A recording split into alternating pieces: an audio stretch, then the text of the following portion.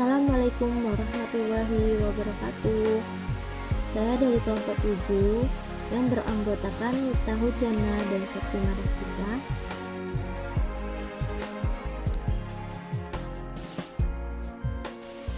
Kami akan menjelaskan fikih muamalah kefarmasian tentang pro kontra kehalalan vaksinasi dan tinjauan fikih Islami. Sebelum kita membahas pro kontra kehalalan vaksinasi dan tinjauan fikih Islami, sebaiknya kita membahas sejarah vaksinasi, yaitu yang akan dijelaskan oleh saya sendiri. Bangsa Barat mempercayai bahwa vaksin ditemukan pada sekitar abad ke-17, tahun 1600-an. Pada saat itu, masyarakat Eropa dan belahan dunia lainnya dihadapkan pada penyakit ganas, menular dan mematikan, yaitu cacar nanah yang disebabkan oleh virus smallpox. Disebutkan pada saat itu kurang lebih 400.000 orang di Eropa meninggal dunia setiap tahun karena smallpox. Merujuk pada History of Vaccine, orang Eropa yang pertama kali menemukan teori vaksin adalah Edward Jenner, dokter asal Inggris yang lahir di Britania Raya tahun 1749. Dia dikenal dengan sebutan Bapak Imunologi. Edward Jenner disebut sebagai orang yang memelopori konsep vaksin, termasuk menciptakan vaksin cacar, yang katanya vaksin pertama di dunia, pertama kali menemukan penemuan vaksin sekitar tahun 1796.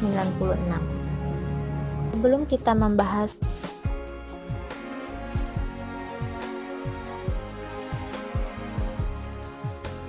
menurut pendapat Al-Qastalani dalam kitab Irsyadu Al-Sari bab 7 ayat 96 yang menjelaskan bahwa berobat karena sakit dan menjaga diri dari wabah adalah wajib. Dan tidak mengapa kamu meletakkan senjata-senjatamu jika kamu mendapat suatu kesusahan karena hujan atau karena kamu sakit. An-Nisa ayat 102. Di dalam ayat ini adanya keringanan untuk meletakkan senjata pada saat para pasukan terbebani dengan bawaan, seperti dalam keadaan basah kuyup, kehujanan, atau karena sakit. Meskipun demikian, mereka tetap harus waspada terhadap musuh. Ayat tersebut juga menunjukkan wajibnya menjaga kewaspadaan dari segala bahaya yang akan datang. Dari sinilah dipahami bahwa berobat dengan obat menjaga diri dari wabah penyakit serta menghindari dari duduk di bawah dingin yang miring adalah wajib.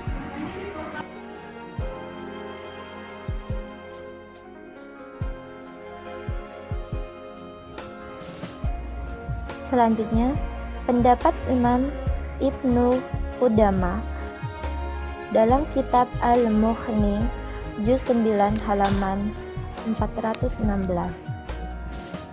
yang artinya diperbolehkan hal yang diharamkan ketika keterpaksaan, sebab kebolehan adanya kebutuhan kepada menjaga jiwa dari kebinasaan, karena kemaslahatan ini lebih besar dari kemaslahatan menjauhi hal yang najis dan melindungi dari memperboleh yang kotor.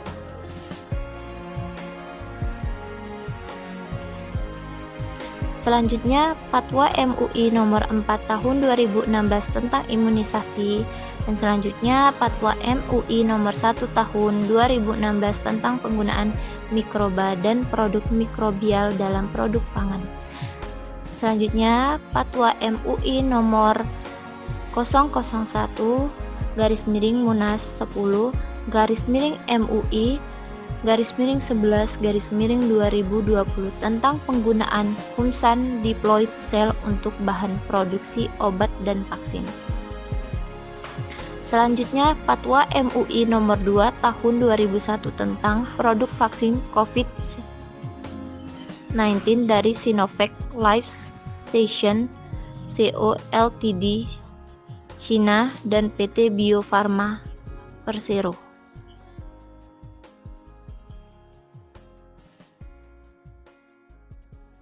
Selanjutnya yaitu yang pertama, vaksin COVID-19 produk dari AstraZeneca hukumnya haram karena dalam tahapan proses produksinya memanfaatkan tripsin yang berasal dari babi. Nah, yaitu yang kedua, penggunaan vaksin COVID-19 produk AstraZeneca ini pada saat ini dibolehkan atau mubah karena yang A, ada kondisi kebutuhan yang mendesak atau hajar syariah yang menduduki kondisi darurat syar'i. Nah, yang B, ada keterangan dari ahli yang kompeten dan terpercaya tentang adanya bahaya atau resiko fatal jika tidak segera dilakukan vaksinasi COVID-19. Yang C, yaitu ketersediaan vaksin COVID-19 yang halal dan suci tidak mencukupi untuk pelaksanaan vaksinasi COVID-19 guna ikhtiar mewujudkan kekebalan kelompok atau herd immunity. Yang D, ada jaminan keamanan penggunaannya oleh pemerintah. Yang E, pemerintah tidak memiliki keleluasaan memilih jenis vaksin COVID-19 ini mengingat keterbatasan vaksin yang tersedia.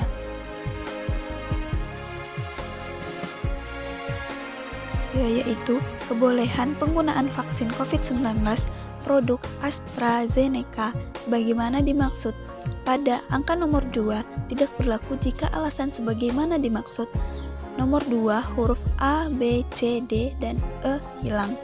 Yang keempat yaitu pemerintah wajib terus mengikhtiarkan ketersediaan vaksin COVID-19 yang halal dan suci. Yang kelima yaitu umat Islam wajib berpartisipasi dalam program vaksinasi COVID-19 yang dilaksanakan oleh pemerintah untuk mewujudkan kekebalan kelompok dan terbebas dari wabah COVID-19. Yaitu penjelasan Direktur Utama PT Bio Farma dalam rapat Komisi Fatwa MUI tanggal 8 Maret 2021 dan ditambah penjelasan tertulis dari PT Bio Farma atau Persero sebagai partner Sinovac atau sebagai vaksin COVID-19 yang sudah tersertifikat halal yang menyatakan bahwa kapasitas produksi bulk COVID-19 di Sinovac sejumlah 600 juta dosis secara keseluruhannya. Dari jumlah kapasitas produksi tersebut, sampai dengan saat ini, Sinovac baru dapat menyanggupi suplai RTF bulk ke Bio Farma sejumlah 140 juta dosis secara bertahap. Sementara kebutuhan vaksin nasional untuk mewujudkan herd immunity sebanyak 426 juta dosis. Dari 140 juta dosis vaksin tersebut, setelah dilakukan proses produksi di Bio Farma dengan dikurangi untuk proses pengujian, QC, dan hal lainnya, maka diperkirakan neto dapat tersedia sejumlah 122,5 juta dosis. Nah, jumlah 122,5 juta dosis ini masih jauh dari jumlah yang dibutuhkan oleh pemerintah untuk melaksanakan vaksinasi COVID-19 secara merata bagi masyarakat Indonesia. Pengawas Obat dan Makanan atau BPOM RI dalam rapat Komisi Fatwa pada Senin 8 Maret 2021 yang pada intinya menyampaikan bahwa BPOM telah melakukan proses evaluasi keamanan AstraZeneca dan menyampaikan vaksin COVID-19 produksi AstraZeneca telah memenuhi standar keamanan dan karenanya BPOM telah memberikan persetujuan penggunaan pada masa darurat atau emergency use authorization pada 22 Februari 2021 dan BPOM memberikan jaminan keamanan, mutu, serta kemanjuran vaksin COVID-19 dari produksi AstraZeneca yang menjadi salah satu indikator bahwa vaksin tersebut memenuhi standar kualifikasi TOYIP.